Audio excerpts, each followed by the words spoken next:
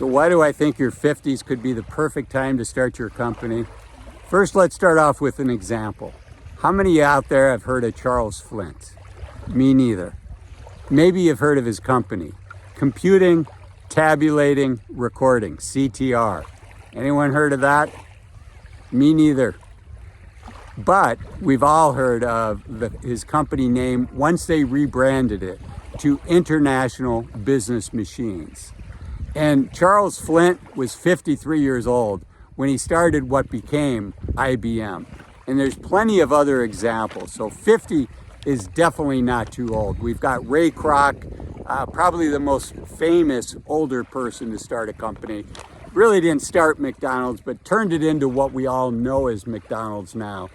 We have Ferdinand Porsche.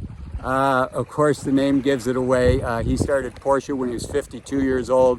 We've got Julia Child, who is famous on public television, a chef. She was 50 years old when she became a chef, and then somehow, unbelievably, became a star on public television. We've got Martha Stewart. She started her company at 56. We have Arianna Huffington. She started Huffington Post when she was 55 years old. So, you still have plenty of good years left. You still have plenty of energy. You have great ideas. And I think you have a lot of other factors going in your favor as you get older. Let me get up from my perch on this rock here and let's go for a walk. I've got to be careful. The tide's coming in, but I think I can keep my feet dry and start going for a walk here. Okay, so, you think about it. Oftentimes, young people, when they graduate college, they say, I'm not ready to start my company yet. I want to go out and work for somebody else. Or maybe they get sucked into high-paying jobs like management consulting or investment banking, and they tell themselves the lie that we've all told ourselves, or most of us have told ourselves in our 20s, right? I'm only going to do this for a few years. And then you look back, and before you know it, you're my age, right? You're your age. So if you miss the opportunity to start your company, all that experience that you were hoping to get when you were younger, the reality is you've got that experience now, right? You have a network. You know that people are complicated. You know that management is a skill. And you succeed in management by spending time. You've got to spend time strategically, making a clear vision for your team and mentoring your team and coaching your team and nipping problems in the bud before they become bigger. We've all learned these lessons, unfortunately, most of us, myself included, the hard way. But we've got these lessons down. We understand how the world works. So in your 50s, you still have, if you're really loving what you're doing, I'm the guy that talks about being thoughtful and deliberate about when you retire. But, the best retirement is doing what you love doing. And if you think you'd love starting a company, maybe you work into your mid-60s. Maybe you work until the end of your 60s and really build out this vision, this baby of yours from all those years. You do want to be super thoughtful. You want to be super deliberate. You want to be thinking about what you're trading off. And I'll just remind you again, if you're 60 years old, we have, and I'm almost 60 myself, we have less than 1,000 weeks remaining. Most of us, there's no guarantees. Most of us have left less than 1,000 weeks remaining of healthy, active time. So, understand what you're giving up, what the trade-off is. But if you look at that and say, I never got my time at the plate, I really want my shot, then go for it. 50 is not too old to start a company. One of the things I will say, though, is, I would advise to really try to minimize putting your own capital at risk with the company that you start. The nice thing as we get older is our friends have built up their nest eggs as well.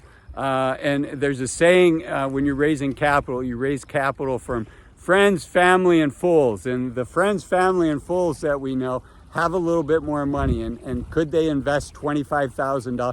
Could you get 10 people to invest $25,000 in your company in exchange for X percent of your company?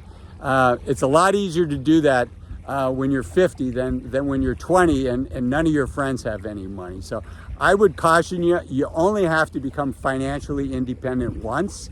And then job number one is not losing that. So don't go all in and invest your money. I think you should put in the entrepreneurial effort. I think you should put in the sweat equity. Maybe you put in 25 or 50,000 of your own money, but assuming that you have close to $1 million saved for retirement, maybe you put in 3 or 5%, but I would not put in 20% of your retirement savings. So other people's money, your sweat equity, and your time is what you're sacrificing, what you're giving to the company. Okay, and we talked about being thoughtful and deliberate about whether you spend the youth of your senior years building a company, or whether you just say, so what? I never got my chance at the plate. I've had a good life. I've had successes in business. We all make a choice. We're either building our own company, we spend our lives building somebody else's company, or our company. And if you made the decision to help build somebody else's company, there's a lot to be proud of for that, right? And you were a good provider for your family. And if you never got your shot at the plate, for a lot of us, that's a regret that we can live with and say, gee, I wish I had done this, but I didn't have the opportunity, versus putting your financial security at risk. However, if you really think, this is what I want to do, then go do it, right? Again, don't put your retirement, don't put your financial security at risk. But if you're willing to invest 5 years of your life to giving it 110%, to seeing what would have happened, what will happen if you go after it. Don't let the fact that you're 50 years old slow you down. There are lots and lots of cases of people building really nice, successful companies in their 50s. So don't let that slow you down.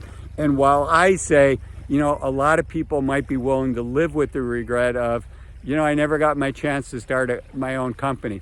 For me personally, if that was a regret on my deathbed, it would be a lower, I'd be sad that I didn't do it. I actually did start a company, so I'm just saying this hypothetically.